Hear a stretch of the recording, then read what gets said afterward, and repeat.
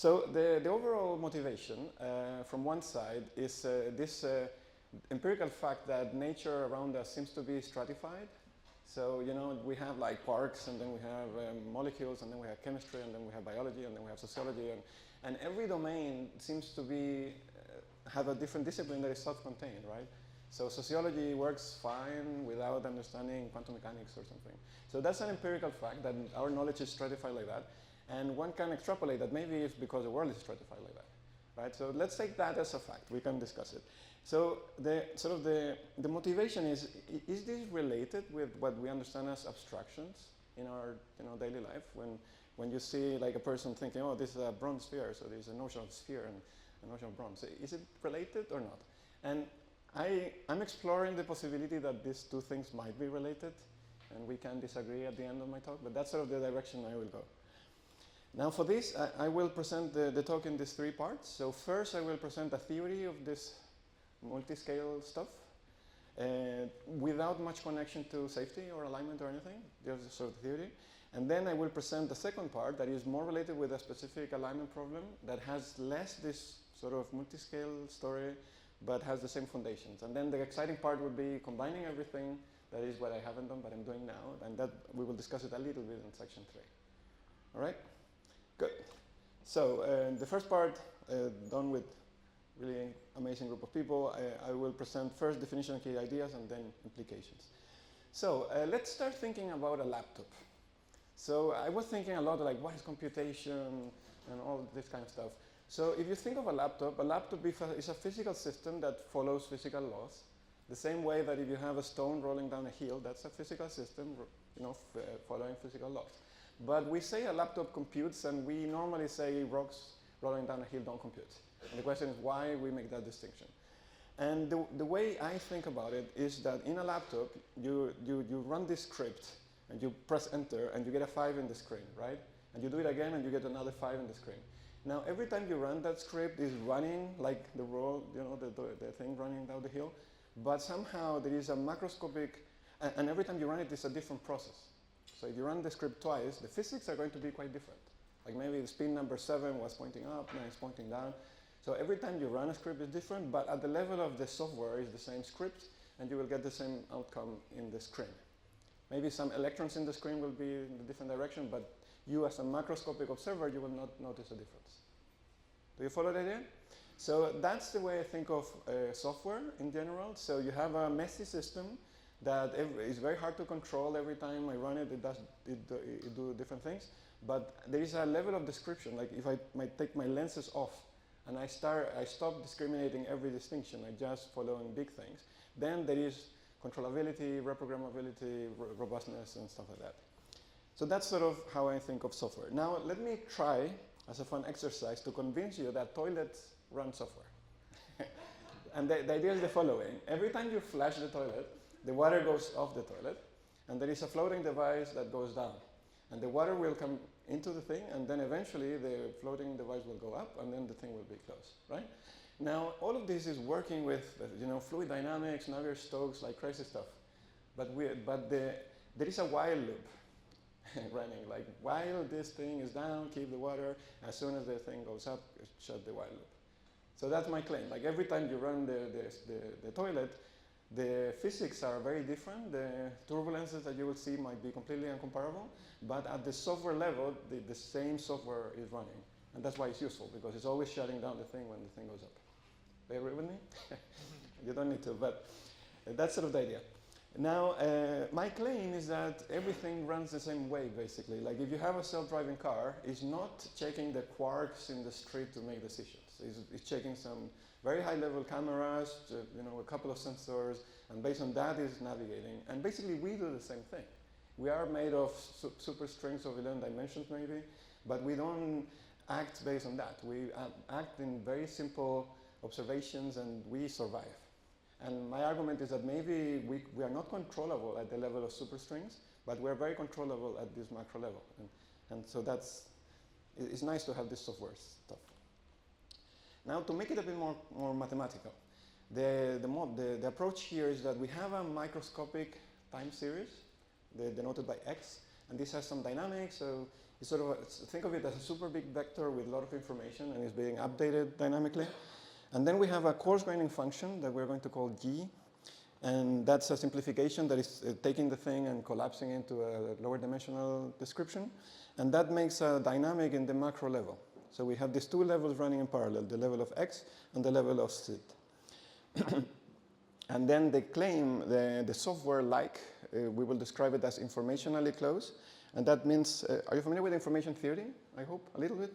So this I thing is mutual information between the things in the right and in the left. And here, what you're doing, you're trying to predict the next macroscopic state. For example, what is the next number in the screen? And you're trying to predict it here with all the micro information in the past. So every electron, what it was doing before. And in the other case, you try to do the same prediction, but with macro information only. So what was happening at the code level. And if the prediction is the same, usually if you know more in information theory world, you do better. Information never hurts. But if you can get everything from the macro, that means there is nothing in the micro that could help you to predict better. Like if you would need to pay money to see below the rug and say, oh, there's all this stuff, your prediction will not improve. That means all the relevant information was already in the macro level. And if this holds, this G function induces a macro level that we could describe as software-like. This is sort of the rough idea of what an abstraction would be. Now, this can be made more funky in the following way. Have you ever heard of computational mechanics? Some people. Fractals in transformers and stuff like that. So roughly the idea here is that we have some time series, our favorite time series that could be the microdynamics.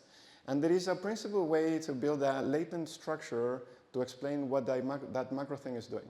And roughly the process is you take histories and you see how histories predict future stuff. And if two histories do the same predictions for everything, you say, they're the same. I don't care to distinguish about them. So you collapse histories that have the same predictive ability.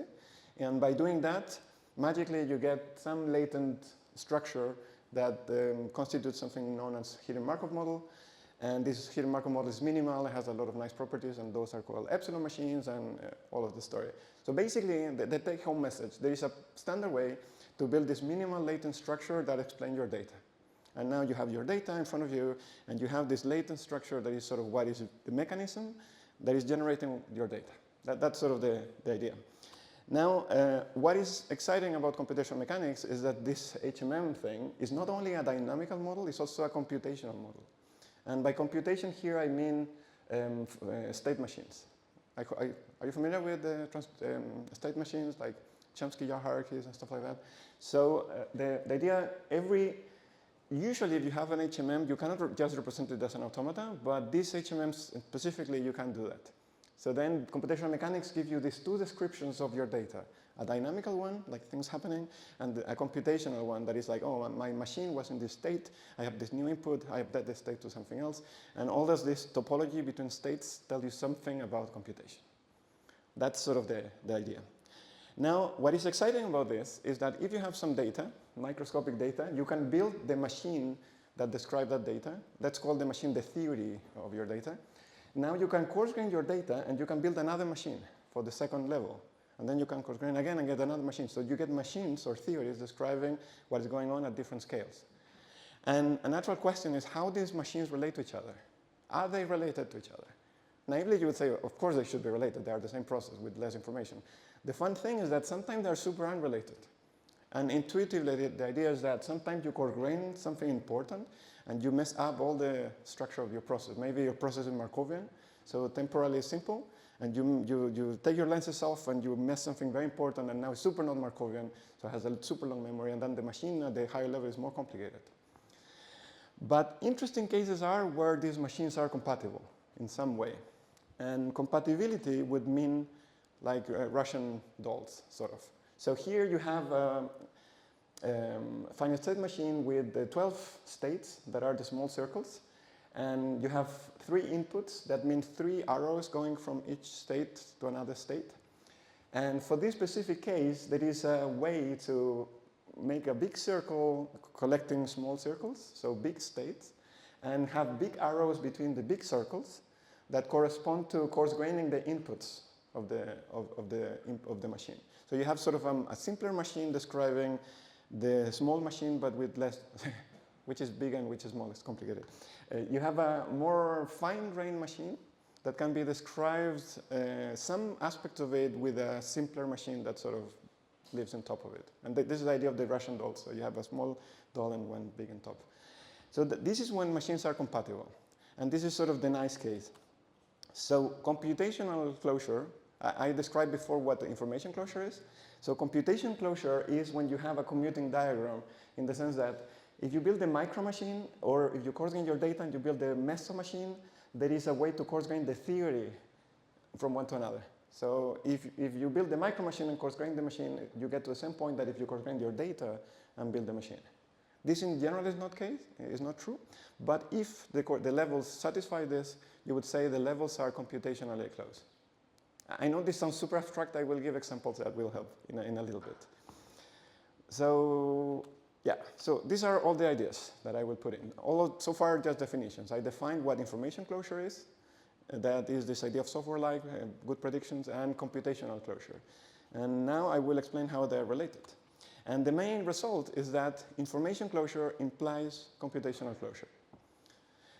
Why this is important, and this is sort of the mastermind world domination plan. So you have let's say you have a process, a dynamical process that can take 5 values to make it super simple. And then you explore all the possible coarse grainings that you could do on these 5 values. There are a lot of them. So those are described in the left side. So here, the way to describe this, in the bottom you have this, you can distinguish between the 5 states. And whenever you draw a color between 2 states, you are compressing them. You are coarse graining them. So in the first level, there are all the coarse grainings that keep 4 things different. So you're confusing 2. Then you're confusing more and more. Until the top, you're confusing everything. You just see a constant the whole time. So you're losing all the information. So let's say you do brute force, you try all the coarse grainings. Now, for every coarse graining, you can evaluate if they are informationally close or not. This is an evaluation that potentially you could do numerically if you have enough data.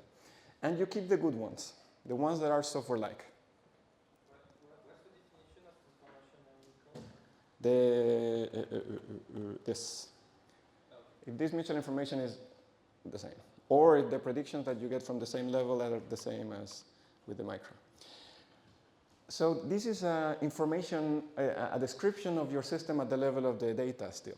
Now, because of this result, every level that is informationally close corresponds to a coarse graining of the micro machine. And that means that there is a machine corresponding to each of the previous things. And then you end up having a lattice, like a structure of machines describing your process instead of just coarse grainings. And this is the way I think now hierarchical computations. Like you have a computation that is very complicated, that is happening at the micro level, and eventually you can parse it into components, and then you can build it in simpler and simpler and simpler ways. And this can be useful in many ways. Imagine you have a transformer that is huge, you do some magic, you can interpret it in this, you can find the micro machine of the transformer. It's so big you cannot interpret it, but then you start finding all these levels of description that maybe are more interpretable than the bottom one. Let me give an example, and this will help. Let's say we have a network. A network is a lot of nodes connected with edges, and this network has this modular structure. So some nodes are strongly connected between them and weakly connected between the communities. So we have 2 values, the dark edges and the less dark edges, right? And over this network, we're going to put a drunk person that drink too much, and is going to randomly walk around this network. And the way the person will take the next step is proportional to the strength of the links. So basically, if you start here, most likely you will remain in the same community for very long, and eventually you will jump to another community, and then you will stay in the other community, and then eventually you will jump to another, and so forth. So that's the process. And at every step, the drunk person has to make a decision, a computation, where I'm going next. So the claim is, you could describe the same process, but not saying exactly where you are, but in which community you are. And then the person starts in community B, and then eventually goes to community E, and then community C. So that's a simpler description of the same process. And then there is a second coarse graining that you could do that is, what is the size of your current community? Like you start in a community of size 9, and eventually you move to a community of size 25, and then you go back. So the claim is that all these levels are computationally close, and informationally close and everything. What does that mean? It has two implications. One, let's say you want to study this process, but you don't care really about where you are, you only care in the community. The claim is you can do a simulation of community dynamics that is perfect. Like you're not losing any detail at all. So there is no reason to simulate the level below if your interest is in the level above, because they are decoupled. Another thing you could do is that if you're the agent, you could make your next step in a hierarchical way. You could say, oh, my next community will be of size 9. And between the community of size 9, I will go to this community. And within this community, I will go to this node. So in that way, you can sort of factorize your computation into steps. And eventually, you could decide at what level of the thing you want to stop. Right? So that's sort of the key idea. And potentially, I believe this is a way to think about generalization. Because maybe you want to train an agent to make decisions, but maybe you don't want the agent to go too deep into the thing. Maybe you want the agent to be ignorant of the position, but only focus about communities. And in that way, you can change properties about the micro without changing the mesoscale, and the thing will generalize well. So that's why I think it's relevant for generalization. Other examples from thermodynamics. This is a classical model from thermodynamics where we have two chambers and we have gas particles. So, for example, you could start with all the particles in the left, and there is a small tube connecting the two chambers, and with low probability, the particles will jump to the other chamber. And what you can prove is that if you don't care about the particles, you only care how many particles are in the first chamber or in the second, that dynamic is computationally close, informationally close, the whole thing. So you could predict, if you want to steer the system, if I want to be as sure as I can that I will have 40 particles in the left side in time t, what you have to intervene is on the level of particles. It doesn't make sense to intervene below. I mean, you will also achieve it, but maybe it will be more expensive. So this is also telling you what is the right level of intervention to get the result that you want to get. Another example from recurrent neural networks, I guess you're familiar with Hopfield networks, the last Nobel Prize and all that. So Hopfield networks is this very simple RNN that you have a number of target patterns to which you could arrive in this sort of memory retrieval story. So the claim here, for example, you have these 5 possible destinations and you have a given state. So from that state, the most likely is that you will go to a 2, right? That's because it's the closest. Now the claim is, if you take the dot product between the current pattern and the possible destinations, you will have 5 numbers instead of the state of every neuron. And the claim is that that description, the macro description, is sufficient to tell where you're going. Like if the dot products are the same, but you flip 2 neurons, that makes absolutely no difference. So that tells us how to steer, how the computation happens in this model and how to steer it in a more efficient way by intervening only at the right level, not intervening below. So that's that. And one work that I'm doing at the moment, and this is very preliminary results, what I did was I generate data from this process, and I start training transformers to predict it. And the fun part is that if the transformer is large enough, meaning enough dimensions in the residual stream, the thing will learn everything. And will learn it perfectly. But as soon as the transformer has not enough resources to learn the whole thing, it seems that it naturally learned the abstractions without learning the bottom line, because it just cannot. So it seems that maybe these systems are learning these coarse grain levels when they don't have enough capacity to learn the bottom one. So let's do a summary at this point. This idea of computational closure, information closure, why is it interesting? I would say for 2 reasons. If you are a system with that property, that is useful for you because you have your own macro logic and you can self-control yourself at different levels and all of that. For a person studying that system, is useful for a different reason because you can simulate it efficiently, only focus on the scale you care, or you can intervene in it efficiently, etc. So yeah, that's the idea. Now let's go to the second part. Yes. Just on the final, on your current work section, have you seen in order the paper Intelligence at the Edge of Chaos, which is also about pre-training transformers on cellular automata and seeing if they learned the dynamics of automata. And also there is a paper about using transformers to predict Markov model outputs. So you have a Markov process, predict the output, and they find that you can find some linear subspace of the activations at the last layer, which creates a fractal structure which represents the distribution of the beliefs. Yeah. Have you seen those? Yeah. So this work is exactly following the second one. And what you do is that you have the fractal, but the idea is that some processes, the fractal would have a coarse-grained fractal. Not all of them, but some of them. And then this suggests that if the transformer is not big enough to have the whole fractal, you will get some of the smaller fractal. Yes. Yeah. Thank you very much. Okay, so let's go now to the second part of the talk. Oh, another question?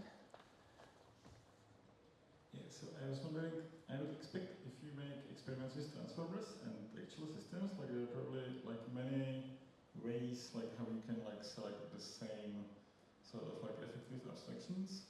If it's a network model, like I would expect like, I don't know, like running some clustering algorithm, just like going for like minimum like description and like kind of like all sorts of like information theoretic pressures would like lead to a somewhat similar like abstractions. So I'm wondering if you have some reason like to believe that like this approach in particular like kind of like selects the same abstractions as transformers. So the question is, are people doing this or? No, the question is like, you said like as the last thing like that like you are like using experiments with like small and like it seems like if the transform is big it like learns the whole system, if it's small it like selects some abstractions. And the abstractions are the same as like predicted by this theory. So like my question is like I would like intuitively I would expect the same set of abstractions will be predicted by a very diverse set of theories, including theories like I don't know, like let's look at like complexity of transformer circuits, or I don't know, like if it's like a network model, like you can just do some like clustering algorithm like running on like minimum description lengths and some information loss. And like the question is like there are probably, or at least it seems to me there are like kind of different ways where you can think transformers are like selecting like abstractions. So the fact that the transformer like selected these abstractions and the abstractions are also like convergently selected by this type of analysis, like kind of like how strong evidence it provides about this. Yeah, no, it's a good point. Also, I'm not saying that it's not selecting another abstraction. You know, it's sort of learning this, but maybe it's learning more than that. So yeah, I completely agree. I mean, this is super preliminary. There's a lot of work to do, and ideally, you take all these approaches and see to what degree they are convergent or not. Yeah, good point. Yeah. If it's possible to address that point, I think that.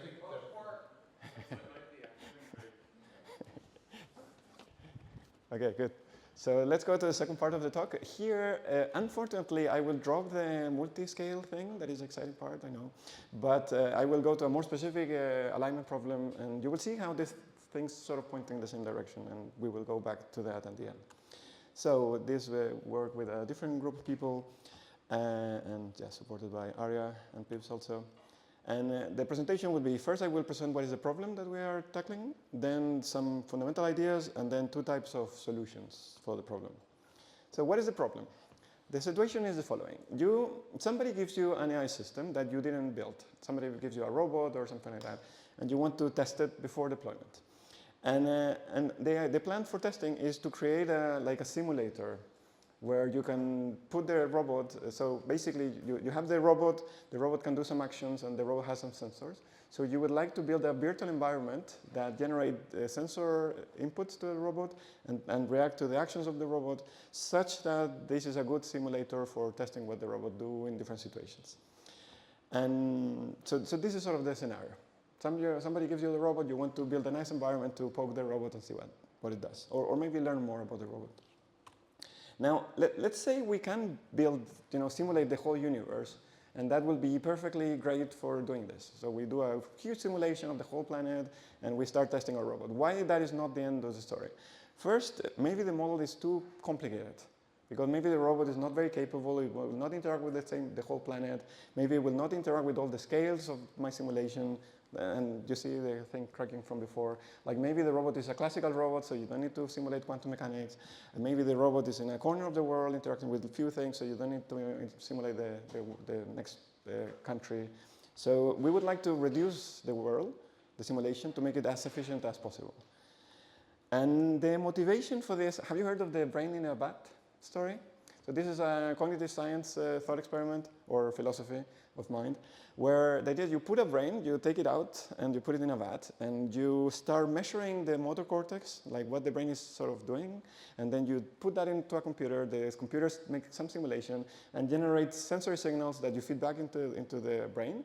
And the thought experiment says, if the computer is doing the right computation, the brain will not be able to tell the difference between being in a vat and being in the real world. This is sort of the idea. And building on this thing, the plan here is to put the AI in a vat. So to do the same sort of synthetic simulation of the sensory action loop, such that the AI cannot tell the difference, and then the evaluation that we do will translate to deployment. And by doing this, we will focus on two goals. One is, how can we do it efficiently to reduce computational cost? And secondly, can we learn something about the capabilities of the robot with this exercise? So those are the two directions that we will explore. And long story short, this is sort of the solution that we propose. This is all very theoretical and potentially implementable with algorithms, but we don't have the algorithms yet, but we're working on that. So basically, there are three routes. The first the route in the top is to compress as much as you can, and I will explain how to do that.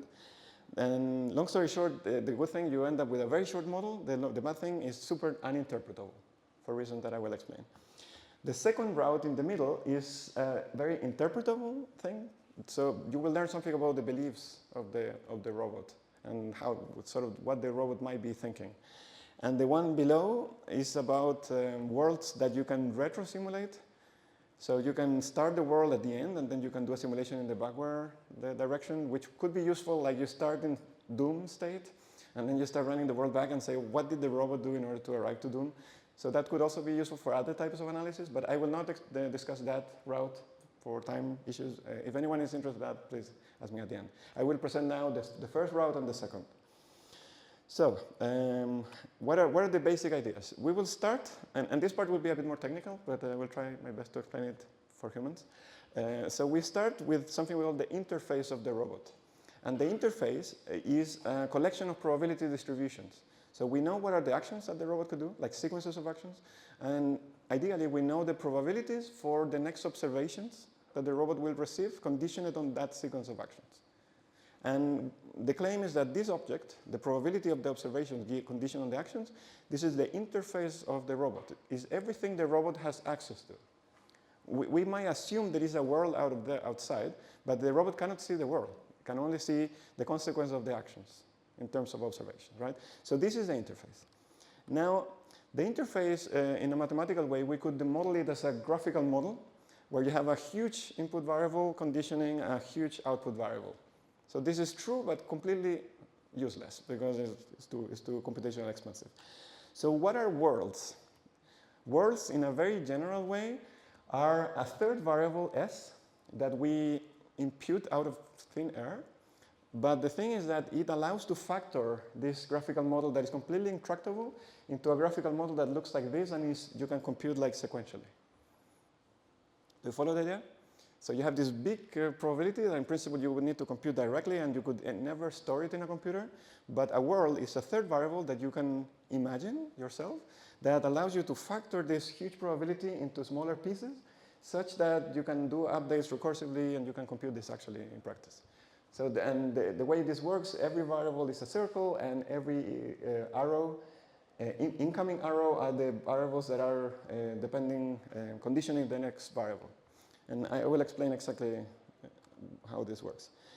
What is cool, so the idea here is that for an interface, the interface is given. So somebody could give me the robot, and the robot has an interface. So I cannot change that. But what I could play as a simulator is I can choose the world for the agent. And maybe there are multiple worlds, there are multiple variables S that can do this factorization. And then I can see the pros and cons of different choices. So one question is, what worlds are good for which agents? For example, can I have a world that is nothing, like a constant? Would that work? And the answer is usually not, only if your interface is memoryless. So if the interface is like I do something, I receive something, and then the next thing I do affects my next observation, but there is no memory in my first action into the second outcome, then I don't need a world. So worlds are useful in order to keep track of the memory on the perception action loop. Another question I could ask, can I say the observation is a world and forget about the thing? And the answer is yes, if there is some Markovian property. So in generally not if the perception action loop has a non-Markovian, like the memory has a complicated structure, then you actually need a non-trivial world behind the scenes. Now, so this plot here is sort of the general transducer. That transducer is the technical term we use to characterize these efficient worlds. And there are specific subtypes of transducers that you might be familiar with. So for example, have you heard of POMDPs? Partially observed Markov decision processes. So those are the bread and butter in RL. So those are the ones, these two sides. And the key here, the key arrow missing here is that there is no arrow from observation to the next state of the world. What does it mean?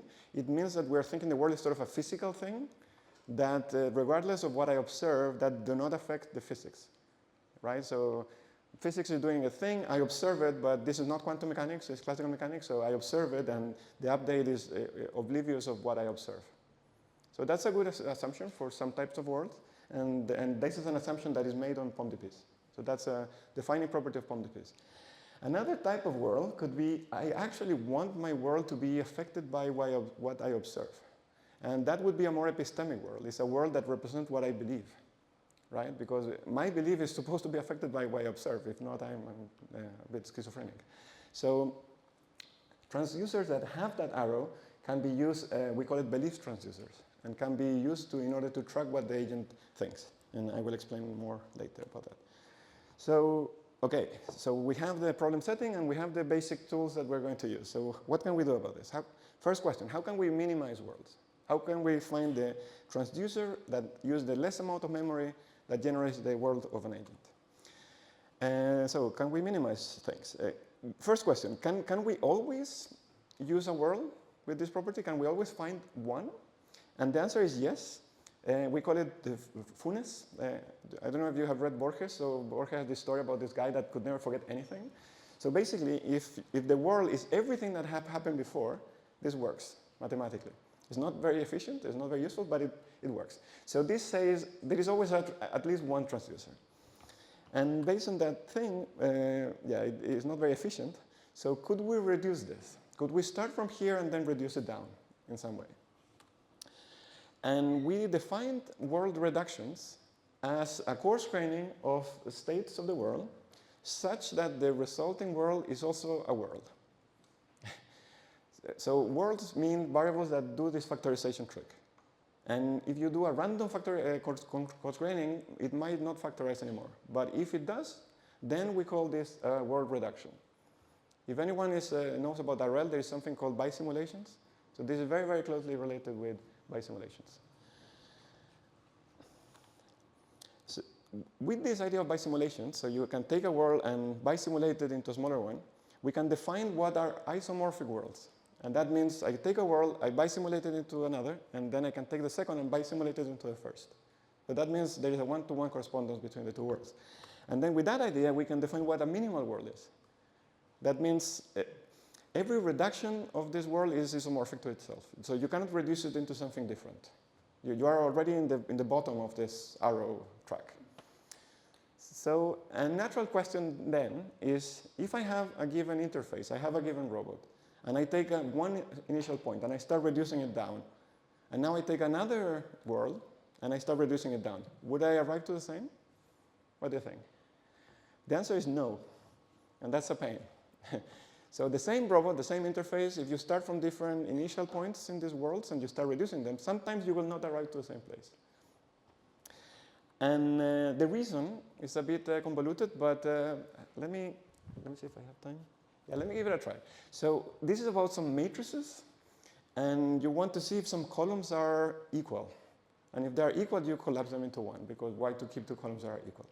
But the problem is that sometimes you have three columns, that are all the three different, but they are linearly dependent, right? And in that case, you cannot coarse grain, because there are not two things that are the same, so I can coarse grain, but there are three things that are sort of the three the same, and you cannot do that. So that's the problem why the biosimulation coarse graining doesn't go all the way through. And what are the solutions? There are two options. One is to accept that the world, the universe is, a dumb place and that's it, or you can embrace negative probabilities. And let me show about that. So what is a negative probability? This is not whatever. This is called quasi-probabilities. These are vectors that sum up to 1, but some components might not be positive. So imagine you have these three outcomes. Like 1 is 0.6, and 1 is 0.5, and 1 is minus 0.1. What does that mean? I have no idea. But this can be coarse-grained into something that is a probability, right? If I confuse the first and the second outcome, I cannot distinguish them anymore, I have a fair coin. But the funny thing is that you can coarse-grain different ways, and you will get different things. So I think of this as a bit of a quantum unobservable thing that you can observe it from different sides, but you can never observe the whole thing. And the thing is that this minimization of transducers is basically, you take an expression like this, and you do some minimization thing. And not surprisingly, if you minimize with less restrictions, you get better minimums. So if you take away the restriction that probability has to be non-negative, you will get a better thing. So it's not magic. So you can build a world with some transitions that are negative, and that is super uninterpretable. So it means that you have this latent structure of the world, but that doesn't make sense as a world. So you cannot do mean values, you cannot do a large number, the law of large numbers and things like that, but works. So if you just want to have a black box that gives you the right interface for the agent, if you just want to simulate the thing for the robot and poke it, this is the thing you should do. This is the thing that will require less amount of energy, of computation, but you will not be able to reason about it. So that's the pro and the con thing. And yeah, Kant has this idea of the noumena, that is what cannot be observed, and I think this is the mathematical foundation, but that's another story. So yeah, that's the way you minimize word models. And I think that's the solution, like that's what you should do. And there are some algorithms that you can use to minimize, etc., etc. So what now if you say, okay, that's neat, and that might help in some cases, but I would actually want to learn something about the agent while I do this. So I would like something more interpretable. What can I do? So for that, we go in the direction of worlds of beliefs. Have anyone heard about belief MDPs? So in RL, there is this technique that you take a POMDP, a partially observed thing, and then you build the Bayesian beliefs of the agent. And it so happens that beliefs are worlds in this definition. So if you take the beliefs of an agent, the beliefs also factorize this thing so there are worlds according to this definition. The good things of beliefs is that they are very interpretable. They correspond to the Bayesian beliefs of the agent, what might be thinking is going on. The bad thing is that they expand the world. You end up with more states than before, so they are very energy computation inefficient. More generally, we can define different types of worlds. We can define worlds that are predictive. So basically, they are a function of what have happened, and that means the agent can learn it online. So there are worlds that are accessible to the agent. Then, that's observable worlds. And then you have worlds that are unifilar. Unifilar means I can update the world efficiently. Because a world could be observable, but every update I have to recompute the whole thing. So that's very impractical. So unifilar worlds are the nice ones. Like belief MDPs are unifilar, in the sense that if I know the state of the world, I know my belief, and I have a new observation, I can update that thing into the next. I don't need to recompute my belief from time 0. And yeah, so I said that. So a natural question now is, if we care about belief-like worlds, can we find a minimal belief-like world? And the answer is yes, and it's very related with computational mechanics and everything I said before. What you do is that you take these equivalent classes of things, like histories that have the same probabilities of what will happen, you collapse them into a state, into a belief, and that gives you an epsilon transducer. And we can prove that you can think of this as you start with the fullness world, like remembering everything, and then you bisimulate fullness the more you can, And that will, let me go back to this. You remember that this is the situation. So if we start from fullness, we arrive to some place that might not be the global optimum, but is one place that is better than fullness itself. And what is important, the important finding here is that, let me put it like this. I have an interface, and I believe in some things, and I bisimulate my beliefs. Bisimulation of beliefs means I collapse two beliefs if they are empirically equivalent. And I do that. And somebody else have the same interface than me, but believe in a different world, because they have a weird religion or something like that. So their beliefs on that world might be different, although we share the same interface. So everything we do and we see is the same, but we believe in different worlds, and because of that, our beliefs are the same, are different. So what this result shows is that if you bisimulate my beliefs, meaning I collapse everything that is functionally equivalent, and the other person does the same, we will arrive to the same point, always. And that point is this transducer given by that equation.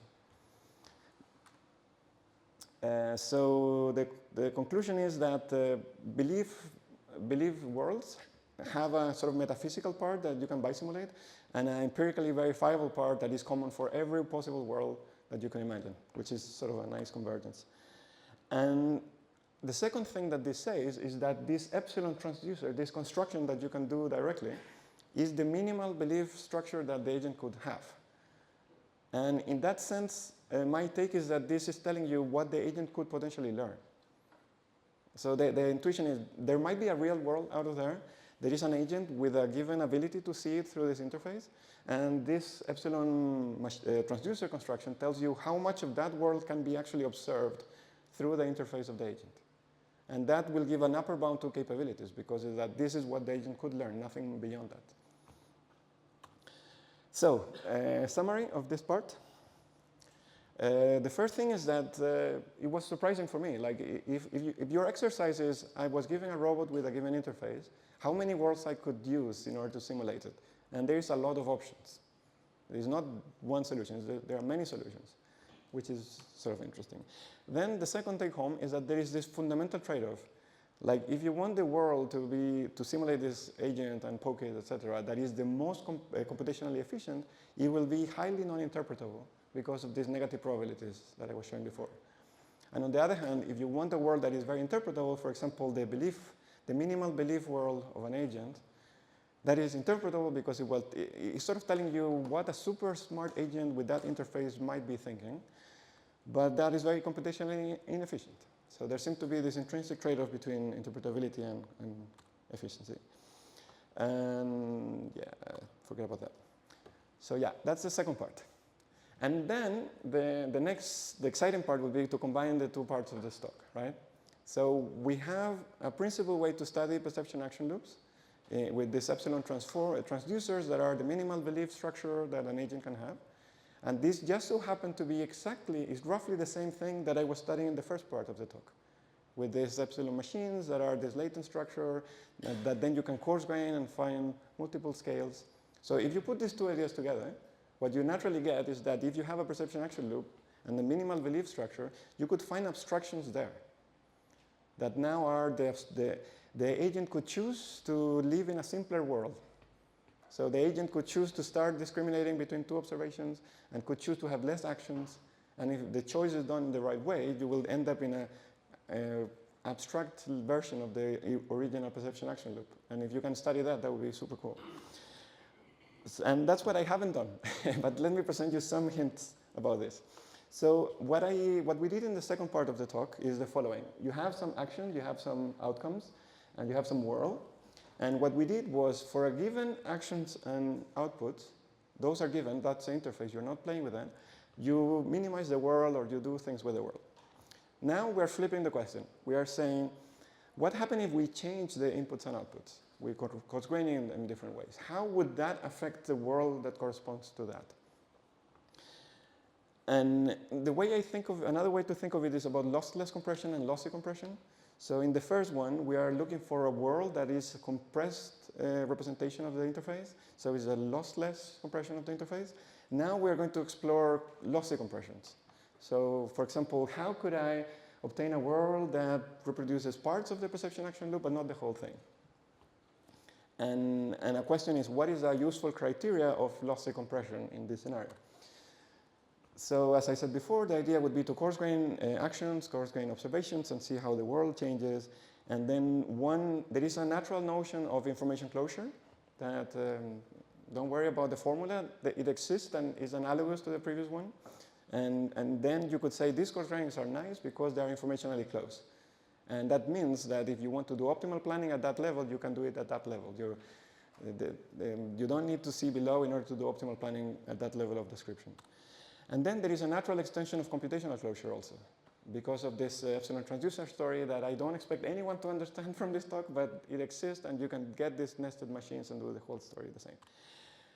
And you can also prove the same thing as before, that computational closure implies information closure in this setting, and then you can do the whole story with the lattice and stuff like that. And that's what I'm doing at the moment. And if you're interested, please ask me about it. Thank you very much.